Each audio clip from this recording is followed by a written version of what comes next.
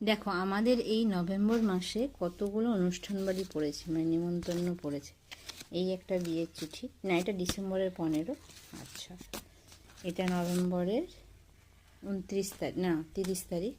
এটা একটা অন্নপ্রাশন বাড়ি। এটা হচ্ছে, এটাও ডিসেম্বরের 15 তারিখ। আর এটা ছিল নভেম্বরের 25 তারিখ। তো এটা নভেম্বরের 25 তারিখ, এটা হয়ে গেছে। চলো আজকে এই বিয়ে বাড়িটার ভিডিওটা তোমাদের সঙ্গে শেয়ার করি। দেখো আমরা তিনজনে চলে এসেছি স্টেশন। আমরা ট্রেনে হয়ে যাব, বিয়েবাড়িটা ছিল ঝাড়গ্রামে। তো আমরা তিনজনে ট্রেনে উঠলাম আর ট্রেন থেকে নেমেও গেলাম। তারপর আর কিছু ক্লিপ নেওয়া হয়নি, একদম বিয়েবাড়ি চলে গেছি। দেখো এখানে তখন দেখছি আগের দিকটায় ডেকোরেশন চলছে, ডেকোরেশনের কাজ। আর মেয়ে গায়ে হলুদ দেবে বলে মেয়েকেও বার করা হয়েছে দেখলাম। তো আমাদেরকে প্রথমে দিদিভাই বললো একটু কিছু খেয়ে নিতে। তো সকালের ব্রেকফাস্টে ছিল এখানে লুচি, ঘুগনি আর যে শসা, পেঁয়াজ, মিষ্টি এইসব করে খেয়ে নিলাম।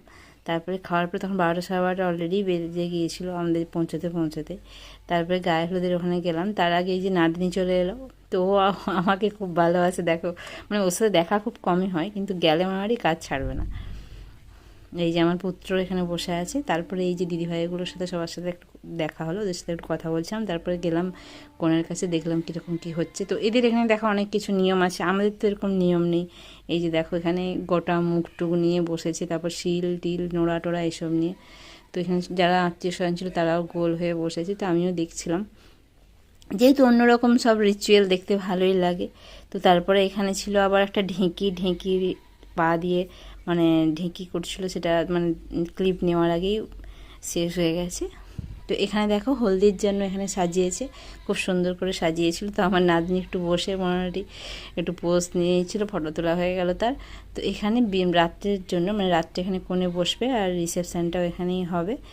মানে যেগুলো স্টলগুলো বসবে সেগুলো এই সাইডটাই বসবে। আর এখানে আত্মীয় স্বজন বসার জন্য এটা সাজানো হয়ে গেছে মোটামুটি। দেখো খুব সুন্দর, এখানটায় ঝাড়বাতিটা দিয়েছে, দেখতে খুব সুন্দর লাগছে।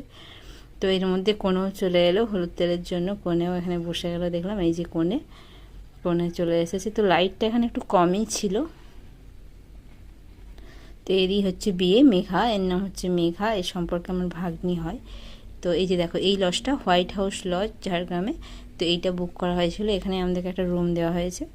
তো দেখো এখানে প্রথমে বললো যে খেয়ে নাও তারপরে রুমে যাবে। তো আমরা খেতে বসে গেলাম।